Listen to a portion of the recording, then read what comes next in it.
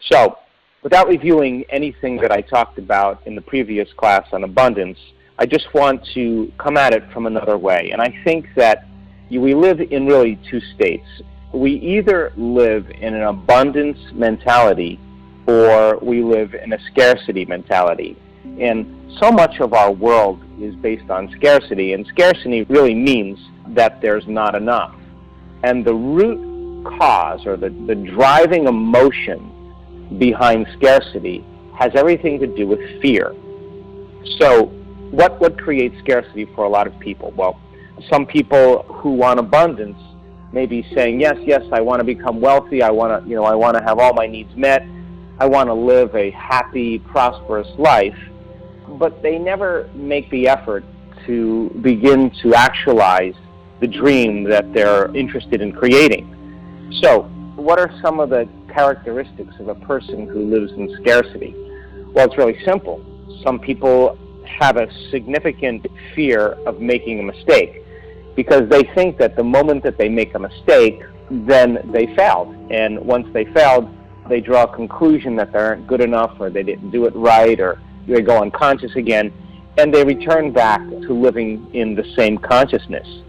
But if you study successful people, as I talked about in the last teleclass, many of those people have made many mistakes. But the key is that they learned from their mistakes, they modified their behaviors, made different choices, created some different experiences, and got the wisdom of how to do something better or differently. So if the brain learns by mistakes and surprises, and you're going at your dream for abundance from a certain mentality of lack or a certain subconscious belief that money's hard to come by, or you're trying to create a new future but you're feeling the emotions of the past, then it makes sense then that for many people they experience a certain level of separation from their dreams. But when people begin to really see that by making different choices and beginning to gain wisdom from what they're doing, through the mistake process, through the learning process, when they lose, they don't lose the lesson. So scarcity then is based on a lot of people being afraid to make a mistake. Another part of scarcity has a lot to do with being afraid to lose something. So then people who have a scarcity mindset, their consciousness is all wrapped around the concept of possessing and holding on to things. And the very fact or state of mind that has to do with holding on to something is the belief that they're going to lose it. So their subconscious program is telling them, hold on to what you have because you're going to sooner or later lose it. Well, then if you believe that your thoughts and feelings have something to do with your destiny, sooner or later they're going to create that exact outcome. People who live in a scarcity mentality or consciousness are the people who have instantaneous emotional reactions to something outside of them.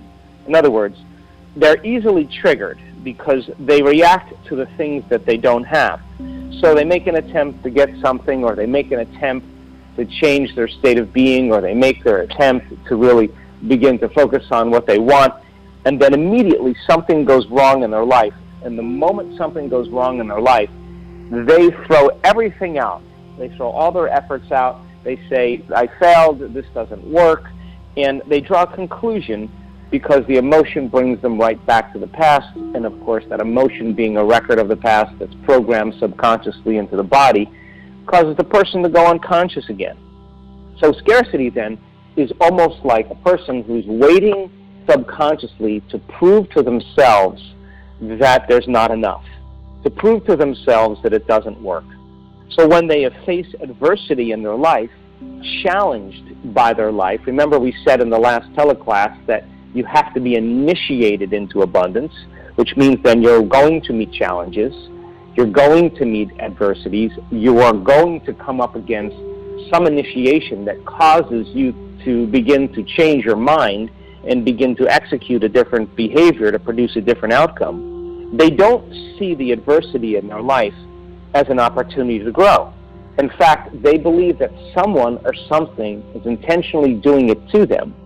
So then they experience the emotion or emotional reaction. That emotional reaction is based on lack or unworthiness or victimization, And then, of course, they get to be right about the way the world appears to them. So people who hold on to what they have and are afraid to lose something react emotionally to the conditions in their life, are not willing to step into the unknown and take some risks in order to make a mistake, because that's what it takes to be wealthy or abundant. Then they live as victims, and they will come up with 1,000 reasons of why they're thinking a certain way, why they're acting a certain way, why their life is a certain way, and they'll come up with excuses all on why they are the way they are, which means they're not taking responsibility for their life on every single level. Now, we'll talk about the qualities of abundance in a minute, but the last aspect of scarcity that I've seen with many people is that when they're living in scarcity, they are trying to get something from others. In other words, they know that they are in lack, they know that they need stuff, they know that the need is based on giving them relief from their own pain, from their own suffering, from their own limited belief. So what they start doing is they start looking outside of themselves and starting as opportunists to try to see if they can influence people to give them something, or they want to get something from somebody. And that, by very nature, isn't the definition of abundance. That's a person really becoming dependent on others.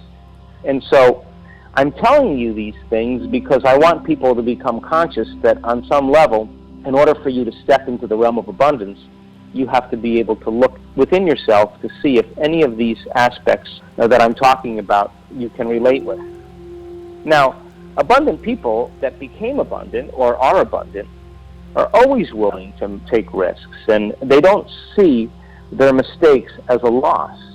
They see the mistakes as an opportunity to learn, and even if they lose something, or something goes wrong, or somebody betrays them, or the whole project crumbles, they're very rarely discouraged by the outcome. They very naturally begin to start over again, but when they start over again, when they reconstruct their dream, they reconstruct it with the lesson of how to do it better the next time. So it's the rebuilding process. Yes, of course, they probably have some emotional reactions. They may feel frustrated, they may feel deflated, they may feel a little bit of pain and sadness, but they overcome their emotions very quickly. And by overcoming their emotional reactions in a short amount of time, they execute what's called emotional intelligence. And that ability to shorten their own emotional responses to conditions in their life keeps them out of their past. So when you're living by familiar emotions, or you're reacting to things in your life, you can guarantee that you're going to move into your past, and those emotions are going to drive the same thoughts and same behaviors, which produce the same experiences that will reaffirm the same emotions. And now you are separate from your abundance. So they're willing to make mistakes. Many of them are willing to lose it all. They don't have a problem to take a risk or to challenge themselves and say, okay, I'm going to take responsibility and I'm going to make this particular choice. I'm going to put all my attention, all my energy behind it. I'm going to nurture this as far as I can, and I'm willing to lose a certain portion of what I possess in order for something greater to occur.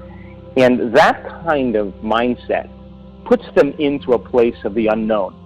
And they're able to very naturally be uncomfortable, because stepping out of the familiar self and becoming successful or becoming abundant requires that you're going to have to be uncomfortable for a period of time, which means when you're not feeling lack, when you're not feeling victimized, when you're not trying to hold on, and you get beyond all of those things, for the most part, you're in the unknown.